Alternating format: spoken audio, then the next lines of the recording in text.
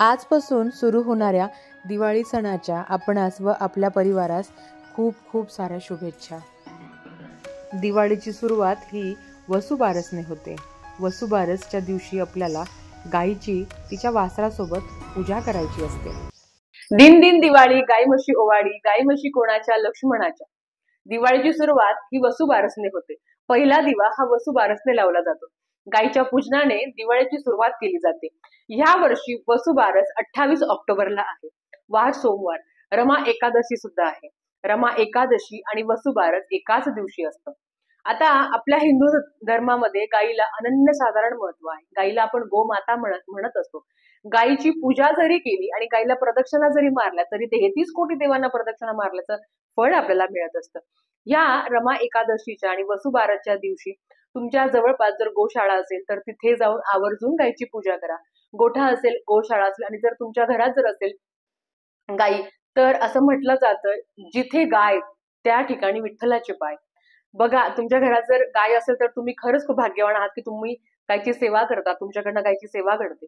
रोज आपण गायची सेवा करू शकत नाही, पण हो, वसुबारसच्या दिवशी आपल्याला गायची सेवा करायची असते आणि म्हणून तर आपण घरात गाय आणि वासराची मूर्ती ठेवतो की रोज आपल्याकडनं तिची विधिवत तरी तोडकी मोडकी पूजा होईल, सेवा होईल।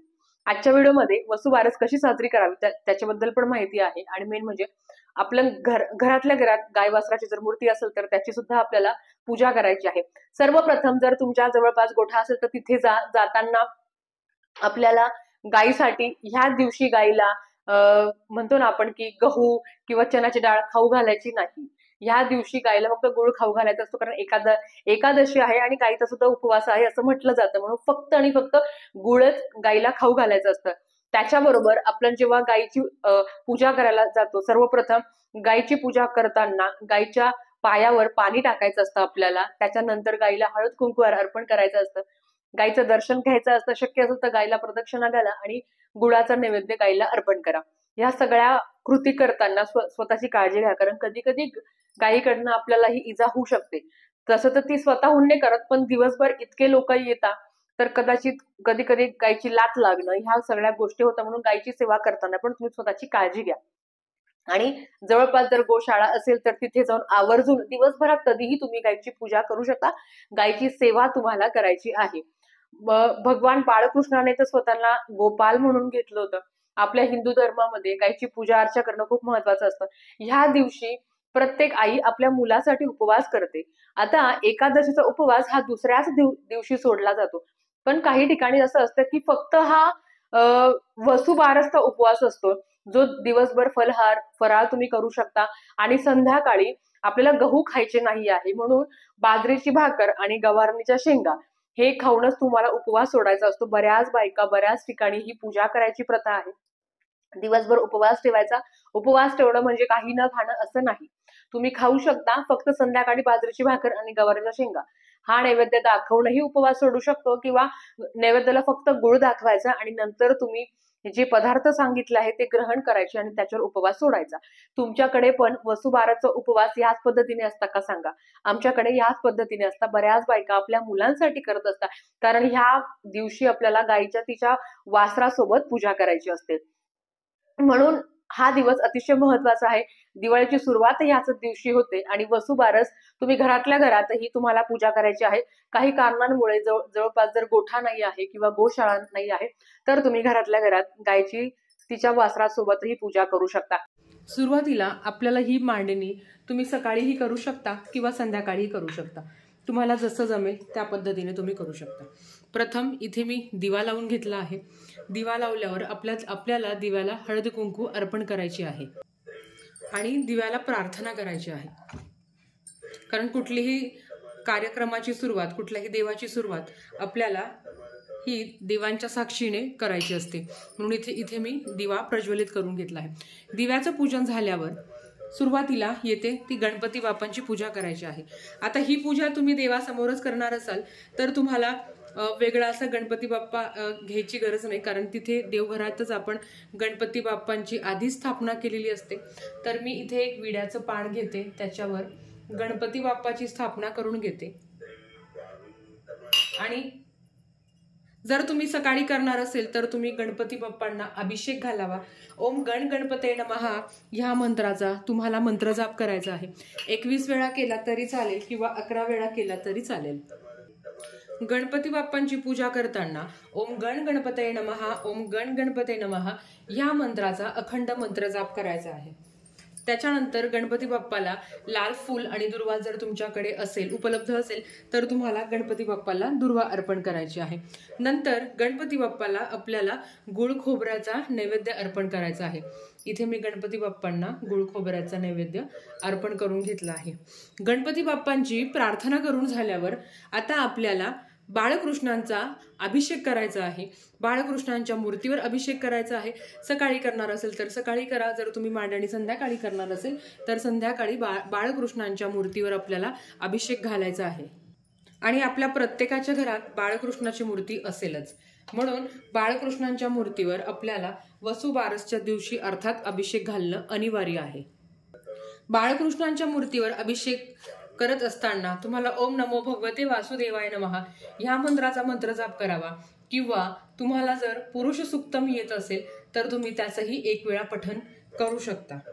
बघा, आपल्या प्राचीन काळापासून हिंदू धर्मामध्ये गायीला अतिशय पवित्र स्थान दिले आहे।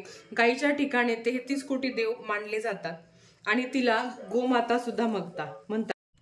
गायीची उपयुक्तता ओळखूनच तिला देवी स्वरूप मानलेले आहे। गायीच्या थोरवीमुळे राजा दिलीप आणि भगवान श्रीकृष्ण यांनी गोसेवा सुरू केली।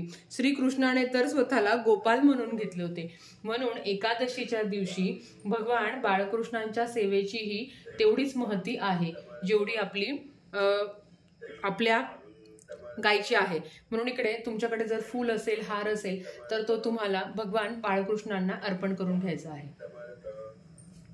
आणि ओम नमो भगवते वासुदेवाय नमः ह्या मंत्रांचा तुम्हाला अखंड जाप करायचा आहे।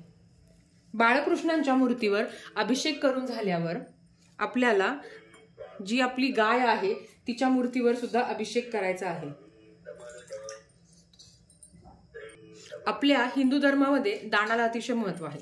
त्यातल्या त्यात गोदान हे सर्वात श्रेष्ठ दान मानलं जातं। आधीच्या काळी गोदान बऱ्याच प्रमाणात केलं जातं, हल्लीच्या काळी एवढं केलं जात नाही। दररोज आपण जर गायीची पूजा अर्चा केली तर आपल्याकडनं 33 कोटी देवांची सेवा केल्याचं फळ मिळतं।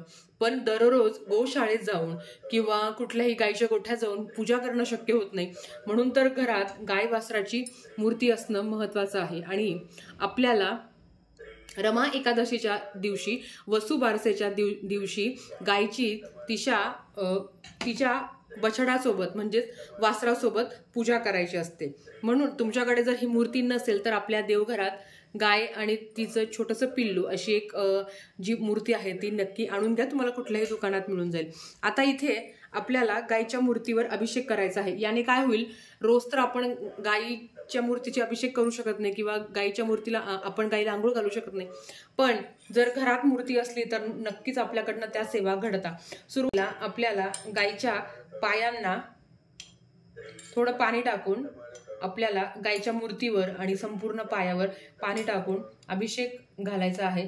आणि असंच मनोमन प्रार्थना करायची आहे की माझ्याकडे साक्षात गाय आहे आणि मीच माझ्या गायीची सेवा करते आहे, ह्याच सद्भावनेने आपल्याला गायीच्या मूर्तीची पूजा करायची असते। आता मूर्ती ताम्हणातून काढून ती स्वच्छ वस्त्राने साफ करून घेऊया। ज्यांच्या घरी गाय आहे ना त्यांच्या घरात विठ्ठलाची पाय आहे असं संत तुकाराम महाराजांनी म्हटलं आहे। तसंच आपल्या केंद्रातही नेहमी गायीची सेवा दिली जाते। पंचगव्य तर इतकं महत्त्वाचं मानलं जातं। पंचगव्य म्हणजे गायीच्या 5 पदार्थांपासून बनवलेलं आहे। त्याच्यामध्ये दूध, दही, तूप, शेण आणि गोमूत्र हे अतिशय महत्त्वाचं मानलं जातं। आपल्या बऱ्याच घरात गायीचं पंचगव्य प्रत्येकाच्या घरात असेलच, नसेल तर तुम्ही आवर्जून जवळपासच्या केंद्रात तुम्हाला मिळेल। आता हे झाल्यावर गायीला आपल्याला हळद कुंकू अर्पण करायची आहे। गायीला आपल्याला फूल अर्पण करायचं आहे आणि गायीला गजरा, जर तुमच्याकडे माळ असेल तर माळ किंवा गजरा अर्पण करायचा आहे, कारण गो माता आहे ती साक्षात देवी स्वरूप आपण गायीला पूजत असतो। आणि हे सगळं करताना काहीही येत नसेल तर ओम नमो भगवते वासुदेवाय नमः ह्या मंत्राचा मंत्रजाप तुम्हाला करायचा आहे. आणि म्हणून हीच प्रार्थना करायची आहे की माझ्या घरात गोमाता आहे आणि मी तिची पूजा करत आहोत. आता ह्या दिवशी आपल्याला माहिती आहे की ना एकादशीच्या दिवशी गाईचा सुद्धा उपवास असतो असं म्हटलं जातं. मग गाईला काय नैवेद्य द्यायचा, तर आपल्याला गाईला कुठलेही धान्य खाऊ घालायचं नाही. जसं मी तुम्हाला मगाशी सांगितलं, कुठलेही धान्य खाऊ घालायचं नाहीये. मग आपण गाईला काय खाऊ घालू शकतो, तर आपल्याला ह्या दिवशी गाईला फक्त गुळ खाऊ घालायचा आहे. आणि इथे मी गाईला गुळाचा नैवेद्य अर्पण करत आहे. तुळस टाकून गाईला तुळस ठेवून गाईला गुळाचा नैवेद्य अर्पण करायचा आहे. कारण गाईला सुद्धा गाई ही साक्षात देवी आहे आणि देवांना नैवेद्य दाखवताना आपल्याला तुळस अर्पण करायची आहे. तुळशीशिवाय कुठलाही देव नैवेद्य ग्रहण करत नाही. तर ह्या पद्धतीने आपल्याला वसुबारस साजरी करायची आहे. तुमच्या ह्या दिवशी भगवान बाळकृष्णांना तुळशीपत्र अर्पण करायला विसरू नका. ओम नमो भगवते वासुदेवाय नमः ह्या मंत्राचा मंत्रजाप करून आपल्याला भगवान बाळकृष्णांना तुळशीपत्र अर्पण करायची आहे. तर अतिशय साध्या पद्धतीने आपल्याला घरातल्या घरात तुम्ही पूजा करू शकता. आणि जवळ जर गोशाळा असेल तर अर्थात तिथे जाऊन प्रथम कर्तव्य आहे की तिथे जाऊन तुम्हाला पूजा करायची आहे. आता ही पूजा झाल्यावर जर तुम्ही सकाळी करणार असेल तर दुसऱ्याच दिवशी ही तुम्हाला पूजा उचलायची आहे. आता ही पूजा उचलताना जे फुलं आहेत ते निर्माल्यात जाऊ द्या. प्रत्येक मूर्ती आपापल्या ठिकाणी ठेवा. आणि त्याच्याच बरोबर जे काही गुळाचा नैवेद्य दाखवला आहे तर तो तुम्ही दुसऱ्या दिवशी ग्रहण करू शकता. घरातल्या प्रत्येकाला थोडा थोडा तो गुळाचा नैवेद्य द्यावा आणि त्यांनी सुद्धा तो ग्रहण करावा. आपल्याही घरात लक्ष्मीचे आगमन व्हावे म्हणून आपण गायची पूजा केली जाते. वसू म्हणजे काय, द्रव्य, धन. त्यासाठी असलेली बारस म्हणजेच द्वादशी. पुष्कळ ठिकाणी जसं मी तुम्हाला सांगितलं की स्त्रिया देखील उपवास करत असतात आपल्या मुलांसाठी. ज्यांच्या घरी गुरे आहे किंवा एखादा प्राणी आहे ते सुद्धा त्यांच्यासाठी उपवास करत असतात. आणि ह्या दिवशी गोडाधोडाचा नैवेद्य सुद्धा करत असतात. या दिवशी गहू किंवा मूग खाऊ नये. म्हणजे गाईलाही खाऊ घालू नये किंवा ज्यांचा उपवास आहे त्यांनी सुद्धा खाऊ नये. स्त्रियांनी ह्या दिवशी बाजरीची भाकरी आणि गवारणीच्या शेंगाची भाजी खायची असते आणि उपवास सोडायचा असतो. तर तुम्ही बघितलं, घरातल्या घरात तुम्ही सुद्धा गाईची तिच्या वासरासोबत पूजा करू शकता. गोमाता आहे. गोमात्यामध्ये 33 कोटी देव मानले जातात. जर जवळपास गाई असेल तर प्रदक्षिणा घाला. 1 घातली, 11 घातली तरी अतिशय उत्तम. जर आपल्या घरात तर आपण मूर्ती स्वरूपात असल्यामुळे प्रदक्षिणा घालू शकत नाही. पण म्हणून हीच प्रार्थना करायची की माझ्या घरात गाय आहे आणि मी माझ्या गायची उपासना करत आहे, सेवा करत आहे. आणि ह्या दिवशी जेव्हा तुम्ही गायची पूजा करायला जातात तिच्याबरोबर तिचं जे छोटं पिल्लू असतं तिची सुद्धा पूजा करा आणि त्यांचा सुद्धा कृपा आशीर्वाद तुम्ही प्राप्त करून घ्या. तर आजच्यासाठी फक्त इतकंच. झालेली सेवा महाराजांच्या चरणी मी रुजू करते आणि आजचे व्हिडिओ इथेच थांबवते. आवडला असेल तर लाईक, शेअर, सबस्क्राईब करा. भेटूया परत अशाच एका नवीन व्हिडिओ सोबत. श्री स्वामी समर्थ.